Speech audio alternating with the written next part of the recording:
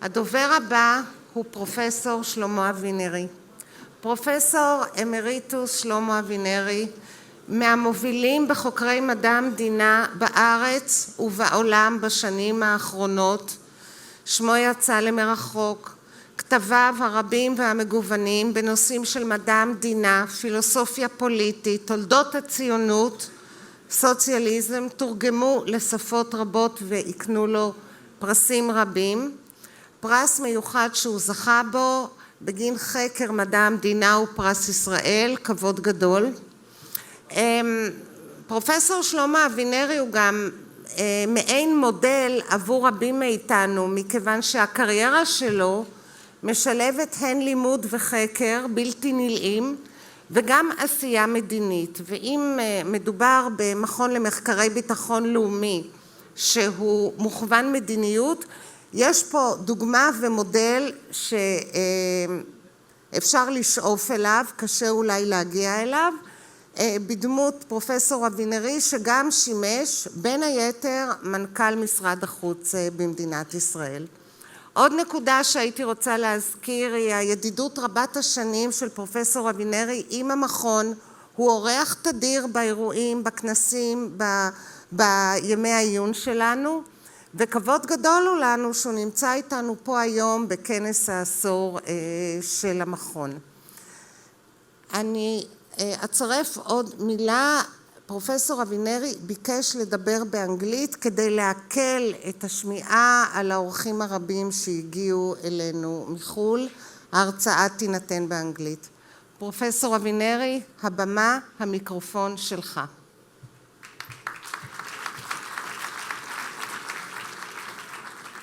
Thank you very much, Anat, for this very generous and exaggerated introduction. But it's always very good to hear one's obituary when I'm still around, so thank you very much.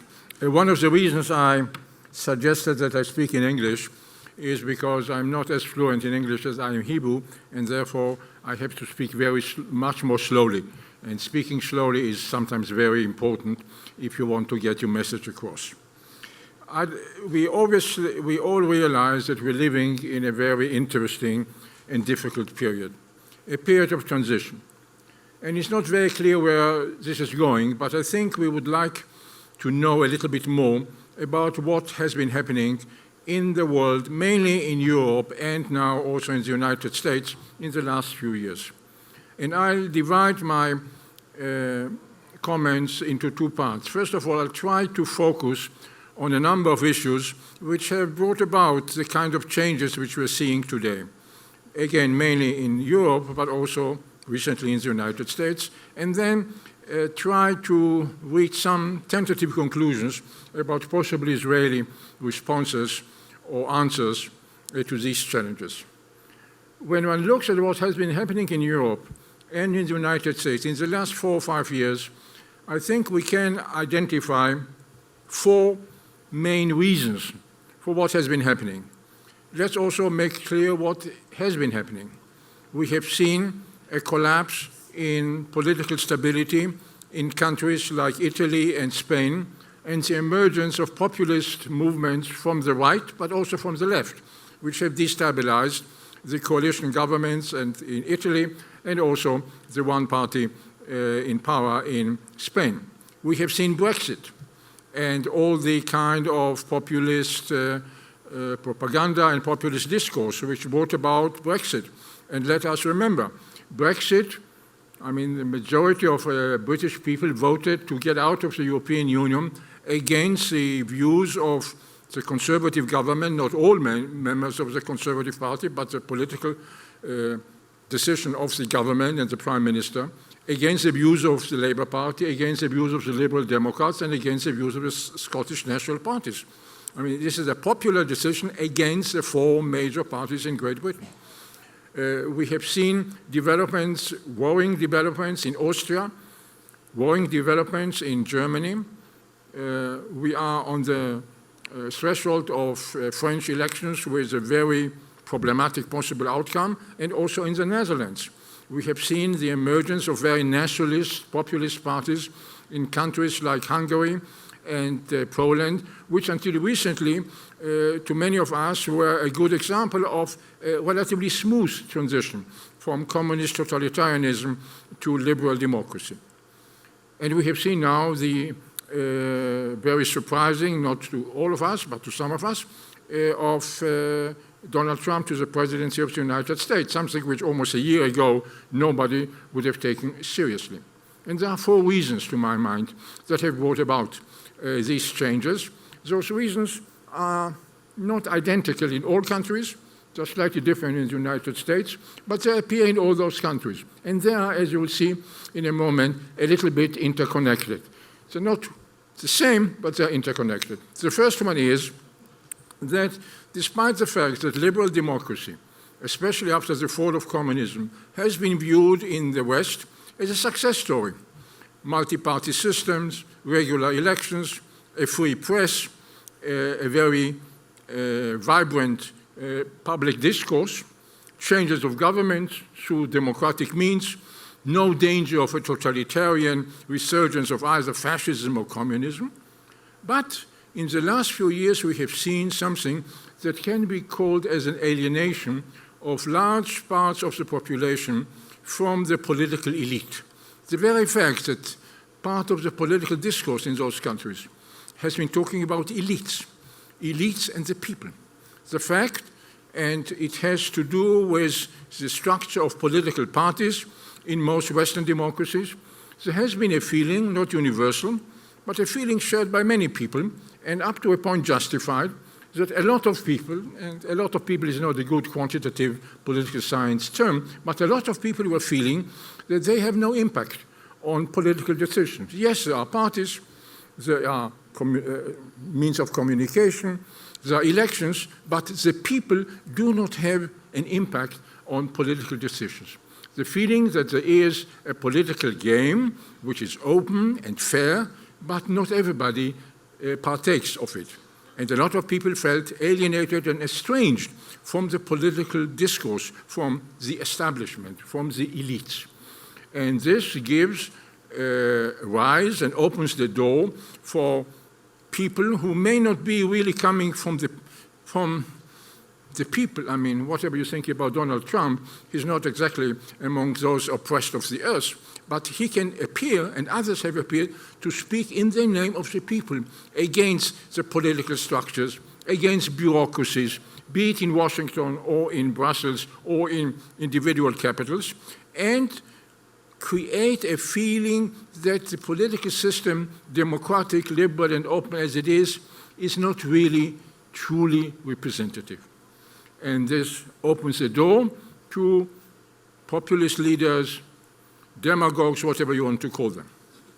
The second issue has to do with the impact of globalization on one hand and the major financial crisis of 2008. Now, one of the great achievements of the Western political and economic and financial system has been the fact that the major crisis of 2008 did not bring about something similar to the major depression of 1929 in the 1930s. In most cases, it was somehow contained. But the combined impact of globalization, on one hand, and the fact that there was a crisis and a lot of people were either out of work or in the United States, lost sometimes their homes, their mortgages, their work, their medical insurance, created a very identifiable group of people who felt themselves as victims of what has been basically a success story. Globalization to the West, and I'm not going to talk about the third world, but to the West, globalization made a lot of people in the West richer, better, provided.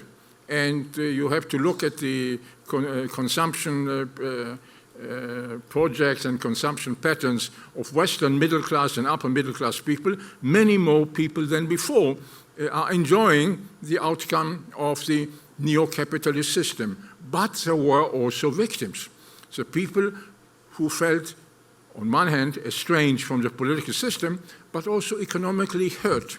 And some of the hurt is not that the number of unemployment is very high. It is high in countries like France or up to a point Italy and certainly Spain, but the fact that the level of income of many people in the middle classes has not really caught up, not only with the expectations, but also in what upper middle class people, and certainly tycoons and millionaires, etc., were able to achieve. And all of this is now very visible on TV, very visible on the social networks.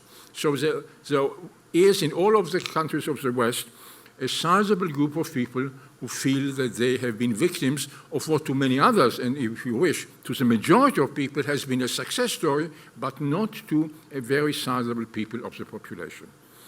The third element has to do with what can be called the social networks. We all know that the ubiquity and greater expanse of social networks has contributed positively to the democratization of public discourse. The public discourse is not now just a monopoly of the upper classes, or what in America is sometimes called the chattering classes.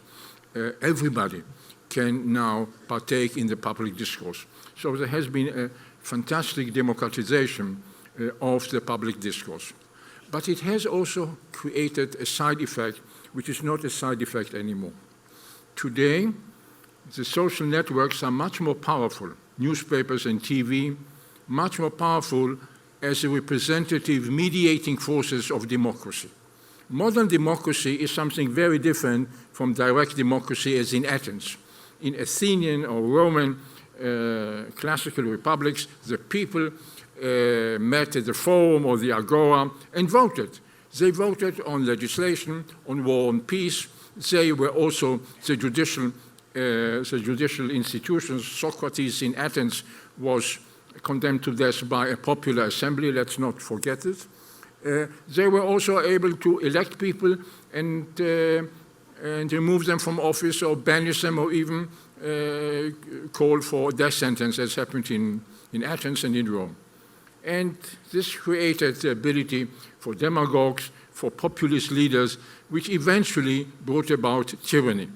The path from popular democracy to tyrannical systems, which eventually ended up with the establishment of the empire of Caesar and Augustus, is very clear. And one of the achievements of modern democracy was to set up mediating institutions, elections, representative assemblies, political parties, newspapers, later TV, institutions which were mediating vox populi, the voice of the people, between the people and the political decision-making. And these mediating institutions had the impact of calling for compromises, for coalitions. They were able to lower a little bit the decibels of the public discourse. You don't have to shout anymore in the public arena. You can do it through political parties, to the discourse in the media, be it print media or relatively later TV. Today, with the emergence of the social media, we have in a way returned to something like direct democracy. If you wish, virtual direct democracy. You don't have to stand in the rain or in the sun in the agora. You just sit back on your iPhone and you speak to the people. And this is creating a situation in which political leaders, Trump is perhaps the most extreme among them, but you can see it in Britain, you can see it in Germany, you can see it in France, how populist leaders can not only speak on behalf of the people, but speak directly to the people and motivate them and push to the side the institutions of representative democracy. So the dangers of sliding from direct democracy to something which has authoritarian and tyrannical aspects is something which helps the populist leaders. The fact that you can speak directly to the people, you're not really that dependent on political parties, you're not that dependent on representative institutions. I mean, one of the unusual aspects of Donald Trump's victory is the fact that he was able not just to be elected president, but he was able to do it through breaking, really, the political party, the Republican Party, in whose name he marched to victory. He was able to push aside the traditional leadership, which is conservative, right-wing, but basically conservative right-wing within the limits of a constitutional system, and speak directly to the people. And I think his inauguration, his speech as the inauguration just suggests, both in tone and in content, this appearance of Trump as a tribune of the people against the political institutions. And I don't want to look into the future. We are only 3 days into his presidency, and we already see how this means an attack on the press, this means an attack on other institutions. So we have a very authoritarian subtext in some of those emergencies, in some of the emergence of those new political leaders and political parties. And we could see it in Britain, how somebody, Farage, who spoke for a very small party, but a party that was able really to do in all the political parties, and he was speaking directly to the people. We see it in Germany. I don't think that in Germany, given its history, there's a danger of the extreme right wing coming to power, but it's going to be much more powerful. And it had already an impact on the way in which other parties, both the CDU and also the Social Democratic Party, are relating to the last and fourth issue which I want to raise with you, and this is the immigration issue. The immediate trigger which greatly empowered those populist and semi-authoritarian leaders has to do with immigration. I mean, all those, especially in Europe, but also in the United States, there always was a fringe, which can be called populist, right-wing, racist, xenophobic. It was always there. But it was on the fringe.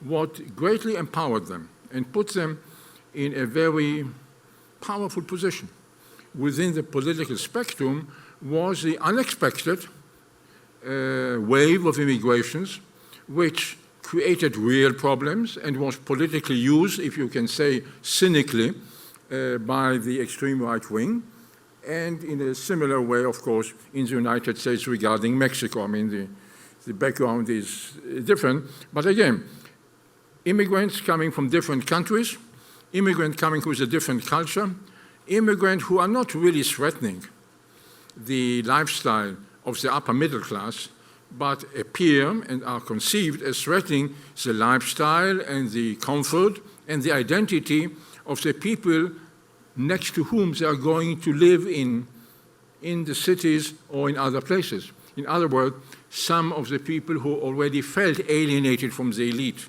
some of the people who already felt that they were economically the victims of globalization.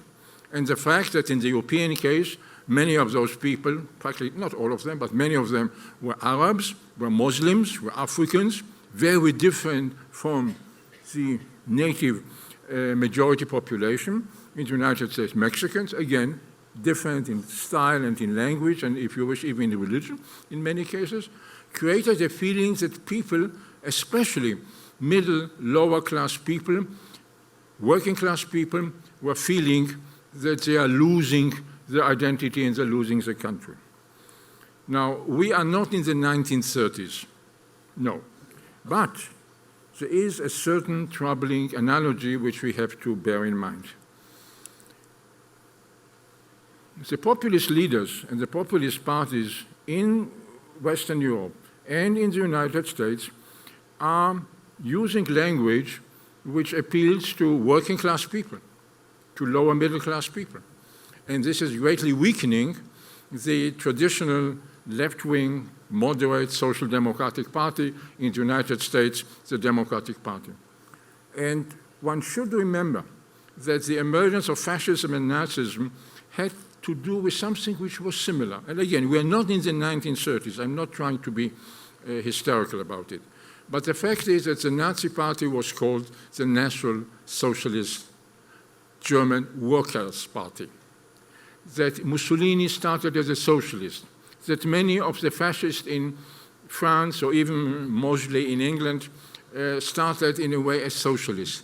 There is a convoluted corrupt way in which social criticism is being then used not on behalf of all the population, not on behalf of equality, not on behalf of freedom, but social criticism which has its roots and its justification. I mean, some people are suffering. Some people in the 30s were out of work, and the socialists and communists didn't have an answer. Then comes Hitler, or then comes Mussolini. Again, we are not in the 1930s, but the fact that populist leaders are using language which usually has been used and was a political social base of moderate, liberal, social democratic parties and the Democratic in the United States creates a troubling parallel. Now, I believe in the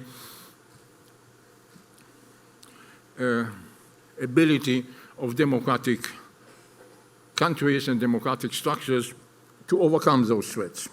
The question is, at what price, and whether this is going to be easy or may, in the case of the United States, perhaps have universal global consequences. Because it's a major difference whether you have a populist nationalist party in power in Hungary, which people may feel regrettable, and it is regrettable, but it's really Hungary. But when it happens in the United States, and when I read carefully or heard carefully what President Trump was saying, this will have universal impact. And the question is how far the universal impact will even deepen the undermining or the delegitimation of the liberal democratic process. I do not know. I hope for the best, but I am worried. So one has to bear in mind that we are now in a situation which very few of us thought we would be a few years ago, when the Soviet Union disintegrated. Francis Fukuyama, a great American sociologist and philosopher, spoke about the end of history. Fascism was destroyed in World War II. Communism came apart in 1989, 1991, and now there's only one path forward: liberal democracy and capitalism and the market, and this is the end of history. It's much more complicated. So we are now seeing in many cases a return to history. Even when Trump speaks about America first, he is echoing and using a term which was used in the 1930s by the pro-Nazi Lindbergh, who never made it to the presidency, who never made it to being a head of a major party, but we can see things in Europe as well. Now, this puts Israel in a very difficult position. We can see how many Western democratic leaders have legitimate fears. And I'm not going to talk about Putin, who is seeing some of his work being done by others for all kinds of reasons into which I do not want to go. And we can speculate, and the CIA has speculated. I'm not going to speculate about that.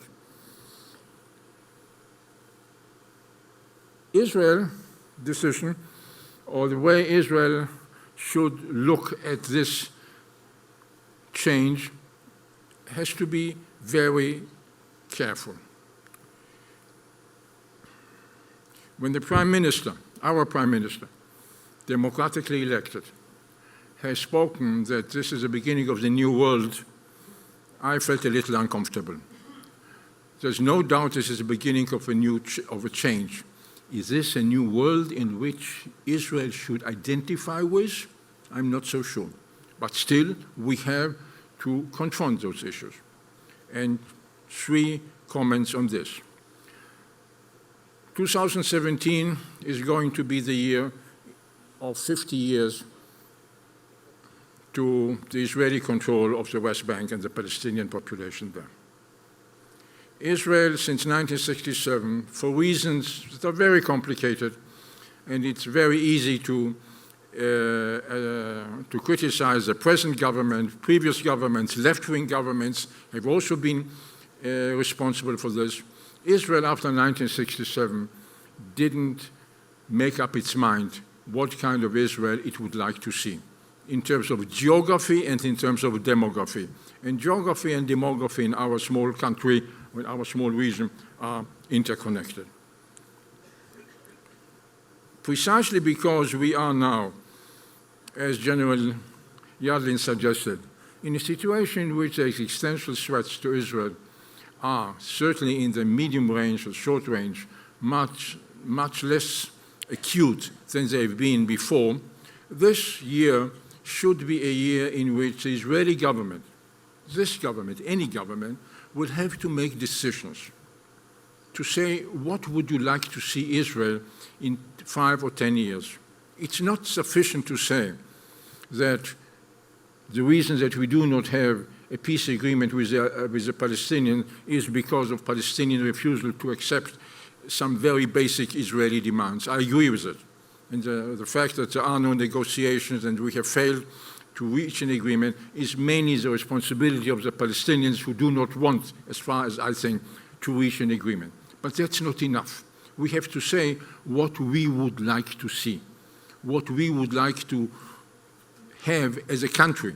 And some of the previous speakers have mentioned those issues. A clear decision. To say that we have to wait, we don't have to make our mind, and just say no. By not making up our mind, we are already making decisions.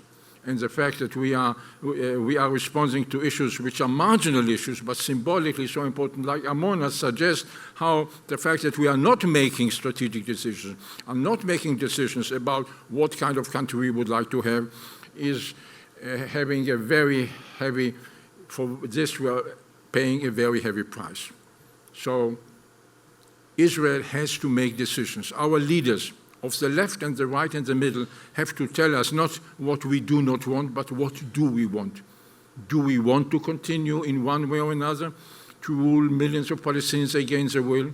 What does it mean when the Prime Minister, who made a very important step forward by accepting a two-state solution, has just recently said that he is ready to give the Palestinians, that we have to give them a Medina Plus, a state Medina Plus, a little bit less than a state, I do not know. But we have to make a clear decision, and if we're going to have elections now or in 4 years or in 3 years' time, those should be the issues over which we should make decisions. Because we have, all of us, right and left, shied away from making decisions, which politically sometimes it's very difficult. Secondly, General Yadlin justly suggested that we are today in a much better situation in terms of the immediate threats to Israel. There is no existential threat to Israel. This is true. And this should be welcome. And we shouldn't frighten our own people that we are under terrible siege. We have been under siege, we still are, but we're in a much better strategic situation. But we are in a much less good situation when it comes to the political, diplomatic, and moral standing of Israel among the nations. Delegitimacy is perhaps more extreme, but there is today much more criticism. In 1967, the whole democratic world applauded Israel in its war against a perceived threat. Today we have Security Council resolutions which are not anti-Israeli, they are anti-Israeli control of the West Bank, Palestinians, and against Israeli settlement policy. So when we talk about the strategic situation of Israel, what has changed? The anti-Semites today, there were no anti-Semites in 1967. This is nonsense. The situation has changed. We are not perceived anymore as a small country being besieged by radical, bloodthirsty neighbors as we were in 1967. We are perceived, for better or for worse, as a people who now for 50 years are controlling another people against their will. And this has to do with the strategic strength of Israel. It weakens Israel. One can argue about the West Bank, Judea, and Samaria in ideological terms, in religious terms, in strategic terms, but there is also a political price. In 1967, Israel has achieved enormous achievement in the victory of 1967. But we are paying it now back in compound interest. There are no free lunches. We are now paying, after 50 years, for the price, not only for the victory, but for our continued presence there. We have to make up our decision, our mind. Now, how do we do it in a world which is changing? And here I would like to make a distinction between what's happening in Europe and how we should relate to it, and what's happening in the United States. In Europe, Israel has to make a not very easy decision vis-à-vis the emergence of right-wing populist parties. Some of them are the immediate descendants of old fascist and anti-Semitic parties. In the case of France, this is very clear. In the sense of Germany, the Alternative für Deutschland is obviously neo-Nazi and anti-Semitic. This is very clear. In other countries, it's more complicated. But we, Israel, as a democratic and Jewish state, with our value system, we have to deal with every democratically elected government, and even with governments like the one in Moscow and Beijing, which are not democratic, because this is raison d'etat, and I have no problem with that. But we should try to keep a distance. If Prime Minister Orban of Hungary, helped by the leader of the Polish Nationalist Party, Kaczynski, speak about an illiberal democracy, we are not part of that world, and we should not identify with them. Yes, raison d'etat, politesse. If those people come to government relationship have to be good. If they want to support us, that's fine. We have to get support from them, just as in 1948, Israel got support from Stalin at the height of the Cold War because of Stalin's consideration. This is raison d'etat. But we are not part of that world. And this puts an even more complicated relationship vis-à-vis the new administration in Washington. As General Yadin has said, there is now a chance of an American administration which is less skeptical about some aspects of Israeli policy. And this government, the Israeli government, which has been elected, which is basically a right-wing government, it has been democratically elected,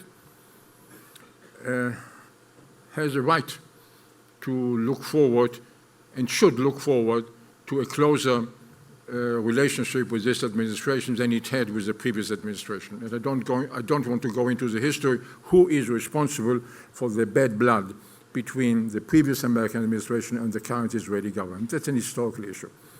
We have to work with every American government, and we have to welcome every support we get from the United States, because the United States is a world power. And Israel cannot alienate itself, because some of us may have criticism of the person who sits now in the White House. But that's not the point. The question is, do we identify with the aims of this American government? And this is not necessary. There are common interests of Israel, of this government, of all Israelis, with some possible steps taken by the Trump administration. We should welcome them. But we should realize that this is not the only way in which we should be judged, and we, Israel, should not be the ones who give an imprimatur, or to speak in Hebrew, hechsher, ideologically and intellectually and morally to the current American administration. It is America first, yes. It is also Israel first, yes. And we have to find common interests, and they are there. And we have to find them with every American administration, including the incoming administration, because this is America. And the president in America has been elected democratically. But just as in the 1970s, when Golda Meir, an old socialist, if you wish, old-type socialist, at one time found itself having to say some good words about the American policy in Vietnam. And for years, Israel was very careful not to say anything about America and Vietnam, because there was a feeling that it's a little bit complicated. But there was a moment when Washington made it very clear that if you want the F-15s, if I think it was F-15s, getting from the United States, you should say something. And Golda Meir said something very hesitantly, but again, raison d'etat speaks. but there was no doubt that Golda Meir did not support the ideological and moral issues on the American side. The same has to be very clearly and complicatedly, in a complicated way, calibrated with our relationship with the Trump administration. We do not know where the Trump administration is going. There may be changes, surprising changes for better or for worse. Yes, a good relationship. Yes, a working relationship. Ideological commitment, support, imprimatur, hechsher, no. It's not easy to make this distinction, but I think it is very, very important. We are, as I said, on the cusp of a new situation. We have not brought it about. Israel should not be in the forefront in the war against Islamic fundamentalism or against Islam. Let us remind ourselves as Israelis that 15 to 17% of Israeli citizens, not people in the West Bank, Israeli citizens are Muslims. So any criticism by a leader of a political party in Netherlands or by the President of the United States against Muslims as Muslims is also a criticism of 18 or 17% of Israeli citizens. And we are Medinat Kol Ezrachea. We are a Jewish nation state, but we are also a state of all its citizens. And we have to make very clear that we represent them as well.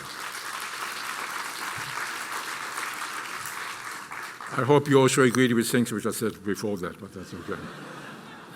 Thank you very much. Again, the world is entering a complicated period. We should not be in the forefront. Much as I would like to see, like I think most Israeli Jews, the American embassy moved to Jerusalem. Jerusalem is the capital of Israel, not because of people in Washington saying yes or no. This is not the most important thing. It is an important thing. The question is it at the moment good for Israel? Israel first. And I think one has to be very careful to make those strategic, intellectual choices, not easy. And what I would like to hope is that the people of Israel and the government of Israel will have the wisdom and the compassion of understanding that, yes, we are a strong country, we can take care of ourselves, but also we are part of the world community. And if the world community is going in the wrong direction, and some of it is going in the wrong direction, we have to deal with it because we are a small country and we are depending on the world. But we do not have to be the mouthpiece or the spokesman for that direction, as if I'm going just to mutilate a biblical sentence, Israel am levadad yishkon uvagoyim yitchashav. Israel is a nation unto itself, and it has to take care and to respect the others. Thank you very much.